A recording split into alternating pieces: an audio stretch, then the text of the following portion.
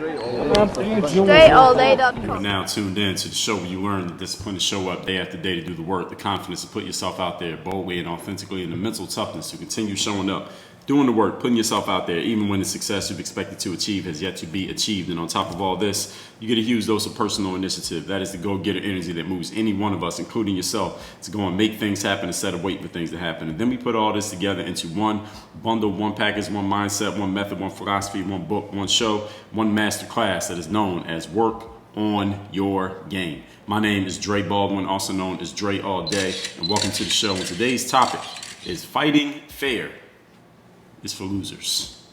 Yes, you heard me correctly. Fighting fair is for losers. You don't want a fair fight in life, or you want an unfair advantage at all times. Now, this is something I have touched on different topics of this show at times in the past, but I want to give a full episode just to this topic because I want to make sure everybody understands exactly what I mean by this, and you understand not only why you want a unfair advantage in life, but also how to actually start getting yourself an unfair advantage in whatever it is that you're doing, whatever it is you have going on. Someone who was the reason why this topic even came up, again, I've talked about it before, but what made it fresh in my mind right now was in one of my mastermind groups, a female posed a challenge about, she was saying something along the lines of, she felt like sometimes as a coach, she was being objectified by her potential client. She's a business coach, and she felt like that sometimes her looks were what was getting prospects to possibly become coaching clients, and she didn't want to feel like her looks were being valued more than her actual business acumen. She wants to be known for her intellectual property, her knowledge, her actual good ability as a coach, and not only be getting clients or just be getting clients or feel like she's getting clients just because of how she looks and leveraging her looks to get males or whoever's attracted to women to sign up to be her coach. And many of us offer some feedback on this, and what I said to her is what planted the seed for what I'm going to be saying to you here today. I said to her, shit, I wish sometimes that I could be a female so then I could just leverage my looks to get more clients. I would do that in a second and I'd make a lot more money and it'd be a lot less work. If I could just leverage my looks to get clients or followers or sales or whatever it's going to be. And I said to her, listen, you got to play the game. The game is there are men out there who are attracted to females. They also need a business coach. And the fact that their business coach is physically attractive is just icing on the cake on top of the fact that you're pretty smart. You might as well leverage that. You got to play the game. Don't downplay the skills or the attributes, if we want to call it that. Don't downplay the attributes that are making people sign up with you, because that's part of the hustle. And if that business coach prospect, that coaching prospect is looking at two different coaches, they're looking at one female who's over here and another female over here, and you happen to be more physically attractive to that prospect than the other coach is, and you both are pretty much equal on everything else, then you're probably going to end up getting that client. So there's nothing wrong with playing the game and leveraging what you have to do what you need to do. You're not doing it in any type of unethical way. This is the way that we play the game, ladies and gentlemen. I told you about not complaining and playing the game in episode 1210 of this show. Don't complain, play the game. That was episode 1210. I also told you how the hustlers learn how to play the angles. They learn how to play whatever game that they're a part of, and the hustle doesn't necessarily mean that you need to be doing anything that's shady. Doesn't mean that you're doing anything that is not above board, that's not above the line.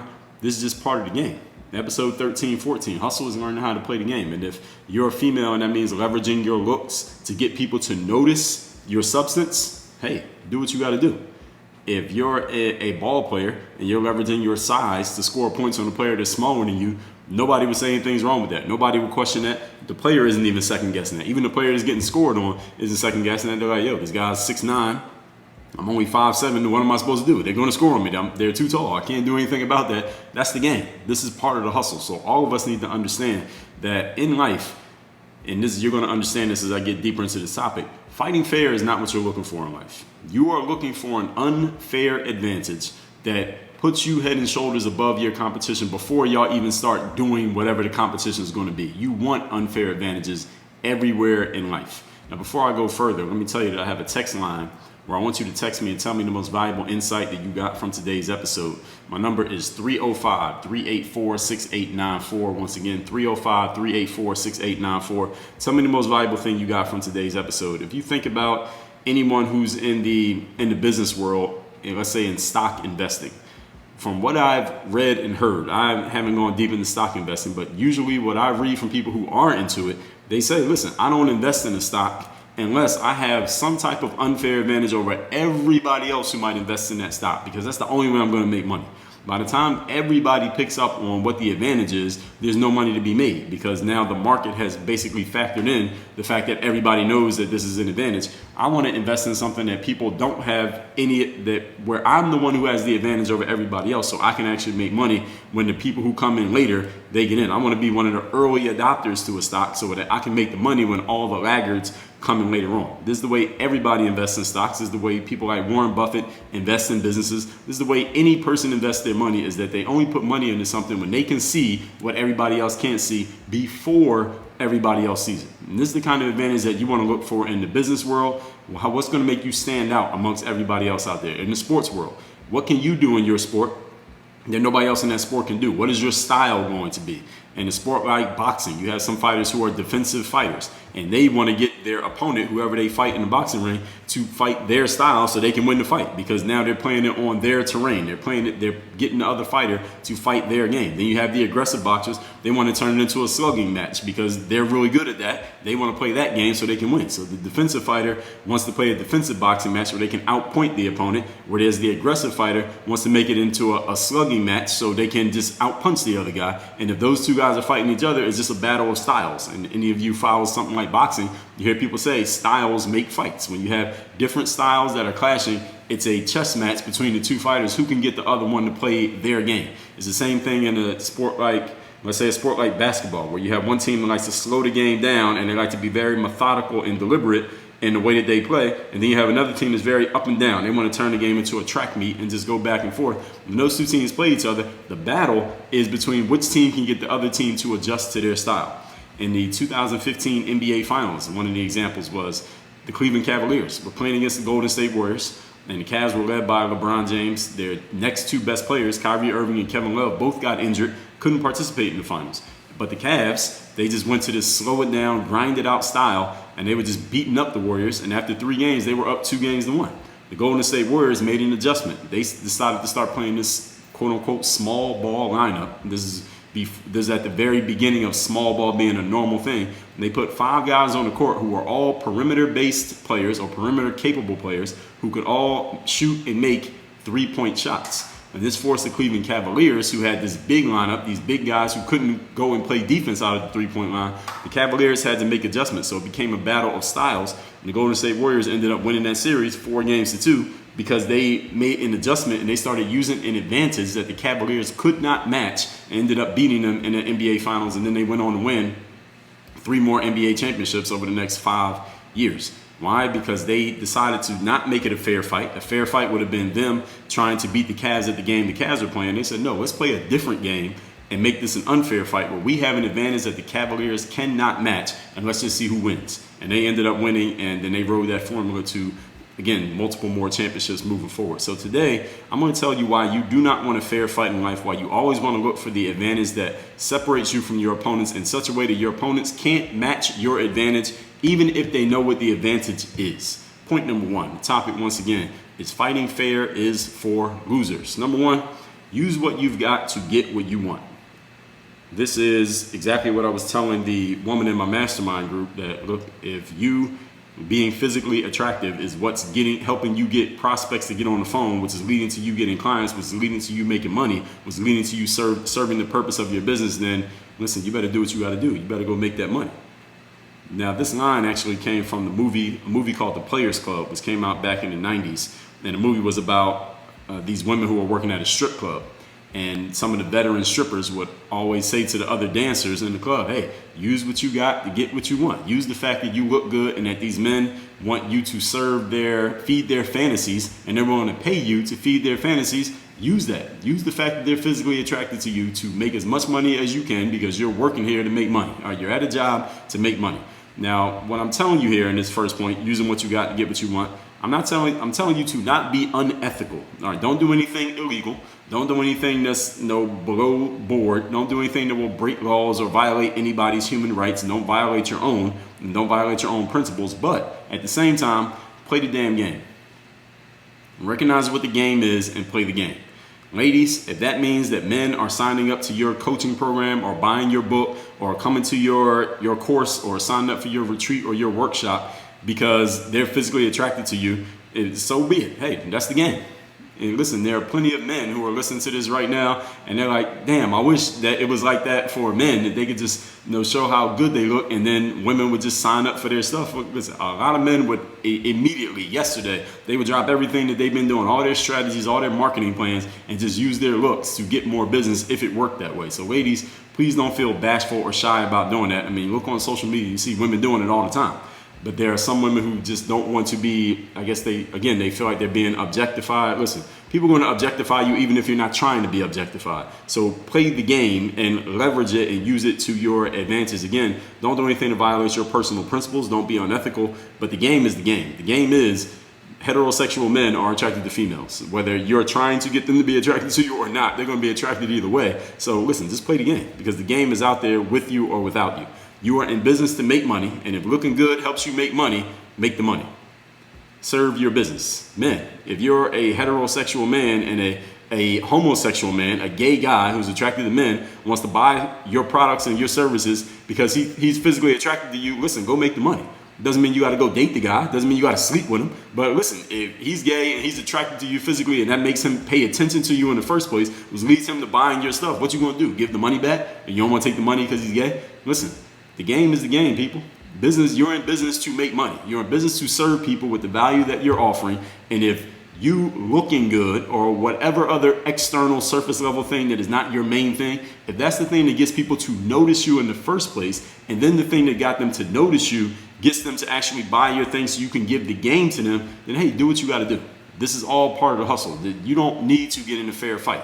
So this is where a lot of times over the years, people have come to me and when we're talking about internet influencers and people being known online, and you had this whole concept of attraction marketing. I don't hear people talking about that so much these days, but it was a big thing, let's say 5-6 years ago, where someone might do something like take a picture in the lobby of a nice hotel, or they would take a picture on the balcony of some building with a beautiful background, beautiful skyline in the background, or posing for pictures next to beautiful, nice cars. Maybe it's their car, maybe it's not, maybe they rented it, who knows? Or letting everybody know that they got a good seat, good first class seat on a plane, or they went out to some vacation to some exotic location. They're posting pictures and talking about it, and it gets people to notice them because they're in this luxurious place, or they have this fancy material possession, and everybody's noticing it and everybody's looking at it. And that gets people to notice them and pay attention. And then on the back of that attention, then they go sell their thing, whatever their thing happened to be. Hopefully it was a thing of substance. And over the years, it has, again, I don't hear people talking about this that much anymore. And there are still people who do it, but it's not as prominent as it was when it first started, when something like Instagram first really became popular. But the thing is, that's just part of the hustle. If standing in front of a Lamborghini gets 100 people who otherwise would never have noticed you to notice you, and then because they notice the picture of you next to the Lambo, helps you sell them a copy of your book, and your book helps them become better at whatever it is they're doing in life, and they otherwise would never have heard of you, well, who could be mad at that? All right, you just leveraged what you had to get what you wanted. Maybe it wasn't. Maybe you don't even have it. Maybe it was somebody else's Lamborghini, but you posed next to it like it was yours, and that helped you sell 100 more copies of your book. Who's mad at that? Who did you hurt? You didn't hurt the person who owned the car. You didn't hurt the people who got the book because they got the leverage, they got the knowledge that was in your book. Nobody got hurt from that. Everybody gained and prospered from that experience. Who could be mad at that? This is part of the hustle, everybody. So even though you may turn your nose up at something like that and say, well, I don't like when people posting pictures with cars or women that taking their clothes off to get seen. I had a woman that asked me something like that. Well, Dre, what about these Instagram ass models who are showing off their bodies in order to get attention? Well, listen, if showing off their bodies to get attention is working, they otherwise wouldn't get the attention without taking their clothes off. Well, who can be mad at them for doing it? As long as it's legal, as long as it's ethical, and it's not against their personal principles, then we can't hate the players. We got to hate the game. But don't hate the game. Just work on your game. This is the way that it works, everybody. You are in the business of whatever it is that you're doing to make money and to serve your audience. And if you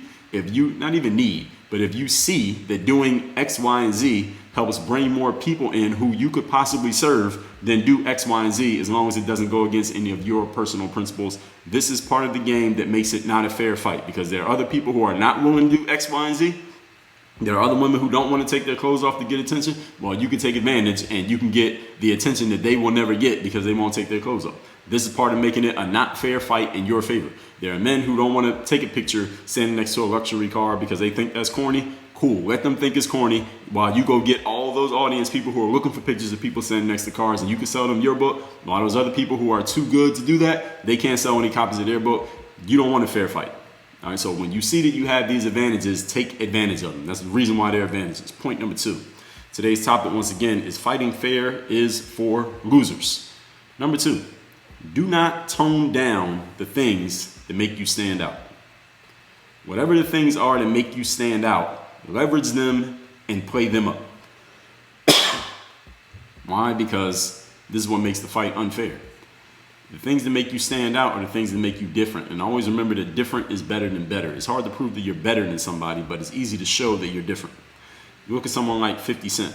50 Cent went and got shot 9 times. I don't think he was trying to get shot 9 times, but he did. And what did he do after he got shot? Luckily, he survived it. He built his whole career, at least in music, he built his whole career around being this indestructible gangster who got shot 9 times and came back from it. He built his career around the worst possible thing that could happen to somebody without dying. And he built his whole business and career around it, and got rich or died trying, like he said. And there are many people who try to use that against them and trash them and say, well, your whole career is based on this thing and that thing, but it worked. And here's the thing about it. The great thing about what 50 did is that nobody can fake that. Now, you can't fake almost dying. You can't fake getting shot 9 times. That actually happened. Eminem, look at somebody like Eminem, in a close associate of 50 Cent. He had a dysfunctional relationship with his mother. He made songs about trashing his mother, made songs joking about his mother, had people parodying his mother in his rap videos and making all kinds of things to trash his own mom, something that most of us wouldn't do. But Eminem sold a lot of records off of doing that. He sold a lot of records off of showing people, hey, I had a dysfunctional relationship with my own family, my own blood, the person who gave birth to me. And he sold a lot of records off the back of that. Now, I don't think he went and said, all right, hey, mom, I know we got a great relationship, but I'm going to make it seem like it's terrible. Maybe that was already happening, whether he had become a famous rapper or not, that was already taking place. But obviously, a lot of people identified with it. Obviously, a lot of people saw that, or at least they were entertained by it, even if they didn't have that same situation. I didn't have that same situation, but I found it entertaining that he was willing to talk about it the way that he did. Different is better than better. Again, there's a woman named Sally Hogshead who writes books about making yourself stand out. She wrote a book called How the World Sees You and another one called Fascinate, and she may have others. But look her up, Sally Hogshead. She talks about this, leveraging the differences that make you stand out from other people. If you are, for example, a person of color, you can get a speaking gig, consulting contract, a job, or entry to a college right now that you otherwise may not even be qualified for. Why? Because right now people don't want to look like they're racist. They don't want to look like they are not giving opportunities to people of color. So right now you should be leveraging that. Now, some people might not like that I said something like that, but it's an absolute fucking fact. So if you don't like it, then I don't know. Maybe you just don't like truth. Maybe you just don't like facts. But it's not a fact technically. It's a truth. If you don't like the truth, then hey, you could be mad at it. But people of color right now, there are plenty of opportunities for you because nobody wants to look like they're racist. Everybody wants to look like they're in the fight for quote unquote justice and equality. We talked about that plenty enough already, and we got more coming on that very soon. Why? Everybody afraid of looking bad, all right? So everyone's afraid of getting canceled, not held accountable, but canceled because they're not bringing enough people of color into the mix. Even if those people are completely unqualified for the position, they got to do it. Why? Because this is the game. And in life, sometimes you just got to play the game, even if you think the game is stupid, even if you think the game is going the wrong way. Now, you could be one of those people that goes against the grain and says the game is dumb and here's why. And as long as you're willing to stand on it and deal with the heat and the blowback that may come from doing so, you could do that too. That can help you stand out. So there are different ways to stand out. You don't have to do it just one way, but understand that the game is the game. And one way of playing the game is to go completely against the game But understand what you're doing. You're going against the grain, and that takes a high level of energy, takes a high level of self-determination, takes a high level of internal fortitude, because you will be challenged when you go against the grain. But even if you're not the person who is causing that, I'm not out here telling anybody that they're racist, they don't book me for a speaking gig. But if someone wants to book me over some white guy, everything else being equal just because I'm black, listen, I'll gladly take the check. I'll give you the address and tell you where to send it. Learn how to play the game, ladies and gentlemen. Leverage the opportunities in front of you. Do not feel bad about doing that. Everybody does it. Not everyone makes it obvious. Not everyone will talk about it explicitly like I'm doing right now. But that's the reason why this show exists, because I'm giving you the explicit angles of the game that everybody is using but nobody wants to talk about. That's why we're here. Point number 3. Today's topic, once again, is fighting fair is for losers. A lot of people these days are preaching fairness, and they're preaching equity, and they're preaching equality. Maybe those are the same thing, equity and equality. But a lot of people are using these words, throwing these terms around all the time, right? It doesn't matter what color, what age, what gender, what race, what sexual orientation. Everybody's throwing these words around. People are even going as far as to say that disparities in results are somehow an indicator of injustice. So if 2 kids go to school, one black, one white, and the white kid does way better than the black kid, then there must be some injustice in the educational system, and that's the reason why it's happening. I think that's completely fucking ridiculous. However, there's a big wave and movement of people actually starting to accept this and believe this as truthful. So even though I think it's ridiculous, at the same time, I can recognize that there are a lot of people who don't think it's ridiculous. They think it's ridiculous for me to even say that it's ridiculous. So knowing this, being able to hold both of those ideas in my mind at the same time, let me tell you something. Not only will these people who say disparity in results means some type of injustice is happening, or some kind of racism is happening, or some type of policy or systemic change must occur, understand something. These people will not only fail in their alleged efforts for trying to change these things. Now, some of these people really are trying to change stuff, and some of these people are just fronting. They are race hustlers. Their whole hustle is to just keep you thinking that something has you becoming a victim, people of color or females, that you're some type of victim, or that the system is against you, or that somebody somewhere at some point has set things up for you to lose, and you're supposed to feel bad about yourself and bad about the situation. Some people are just hustling you to keep thinking that so they can keep selling you stuff. Now, I've said that many times. We call these people race hustlers. We'll talk about them more in the future. We talked about them a lot in the past already up to this point. But these people who are really trying, they're not hustling you, but they really are serious about trying to change these alleged injustices in whatever systems, not only are they going to fail, but they're also a bunch of fucking idiots. Because if everyone was equal, what would we be here for? If everybody had the same ideas that I had, why would we have this show? I wouldn't even need to say these things if you already believe them. Maybe. It kind of be like church, preaching to the choir. Nothing wrong with preaching to the choir, I suppose. But these people are idiots because they're fighting for everyone to be the same. They're fighting for everyone to get the exact same results. If everyone had the same ideas, the same skills, and got the same results, how does that even make sense? Now, how boring would that movie be if everybody was exactly the same? Would you go to that movie? Would you sign up for that class? Life is not a fair fight, everyone. You don't want everyone to have equal opportunity to you. You don't want everyone to have the equal skills as you. You don't want everyone to start from the same starting line as you. You want to already be 10 miles ahead of everyone else when they start running. Yes, that's what you want in life. Now, you might feel a little bit embarrassed by that. Oh, I'm further ahead than everybody else. It's not fair. You shouldn't feel embarrassed by that. No, you don't want to be at the same starting line as them. Now you got to compete against everybody. You might not be good enough to win anymore. You want an advantage that other people can't get. And don't feel bad about it. And here's why. Because other people need to do the exact same thing. You have an advantage that they can't get in this particular area. They need to find, this is what everybody else needs to do. They need to find the advantage that you can't get in another area. That's their job to figure out. And it's my job to let people know that this is the way that you want to be thinking about things. Not looking at what's on somebody else's plate and saying, well, they got more food on their plate. Well, maybe you're just at the wrong restaurant. You need to go to a different restaurant so you can have more food on your plate than other people have. Maybe you go to a restaurant that they can't even get into. So when you're looking at the food on another person's plate and you're wondering, why do they have more food on their plate than I do? You're asking the wrong question. I told you this. When you change the quality of the questions, you change the quality of the answers. Many people spend their whole lives asking the wrong questions, and you're being fed the wrong questions by these hustlers whose very job is to keep you confused and feeling like a victim so they can keep selling you stuff and keep you basically attached to their nipples that you got to keep getting stuff from them. This is their hustle. This is their whole game. All right, I've been said this multiple times already. I'm gonna keep saying it, but this is people's hustle, is to keep you thinking that you are some type of victim out here so they can keep selling you stuff. No, what you need to do is stop being a victim, and you need to go find where your opportunities do lie. And they are out there, because everybody has a talent. Everybody has an advantage somewhere in life, at least one advantage somewhere in life. Your job is to go find it. Not bitch about where you don't have one, but go find where you do have one. Life is not a fair fight. It is not supposed to be. Life is a battle. It is a competition. Your job is to bundle up and buckle up for the ride. If you are angling for fair fights, you are either A, hustling the idiots who don't understand what I just explained here today, and they think everything is supposed to be fair, so they're excited when you say you're going to make everything fair. That's fucking stupid. I don't want everything to be fair. When I'm playing basketball, I don't want everybody to have the same skill as me. I want everybody to be as good as on defense, or as good a shooter, or have the same height or the same athletic ability as me. I want to have more than them so I can beat them. All right, that's the fucking point.